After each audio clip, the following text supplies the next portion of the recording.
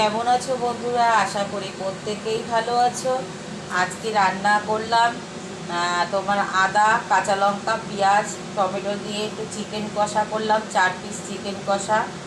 আর এইখানে হচ্ছে কুমড়ো দিয়ে, আলু দিয়ে, কুমড়ো দিয়ে আর কাঠি কচু দিয়ে, চিংড়ি মাছ দিয়ে, আদা কাঁচা লঙ্কা বাটা দিয়ে, ধনেপাতা দিয়ে তরকারি করলাম। আর এইখানটা করলাম পালং শাকের তরকারি। পালং শাক করলাম, তরকারি করিনি, পালং শাকটা ভাজা ভাজা করলাম। চিংড়ি মাছ দিয়ে, কাঁচা লঙ্কা দিয়ে, কালো জিরে ফোড়ন দিয়ে এটা ভাজা ভাজা করলাম।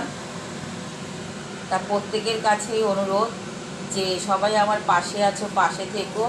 আমরাও একদিন, সবাই একদিন বড় হলে, আমরা ছোটো ইউজাররা যেদিন বড় হব, আমারও খুব ইচ্ছা যে আমরা সব সেলিব্রেশনটা এক জায়গায় হয়ে একটু খাওয়া দাওয়ার আয়োজন করে সবাই মিলে একসাথে খাওয়ার আনন্দটাই প্রচণ্ড পরিমাণে আলাদা। তাই জন্য বন্ধু, তোমাদের বলছি আমার এই চ্যানেলটাকে, অনিতা হোসেন চ্যানেলটাকে একটু সাবস্ক্রাইব করে পাশে থেকো।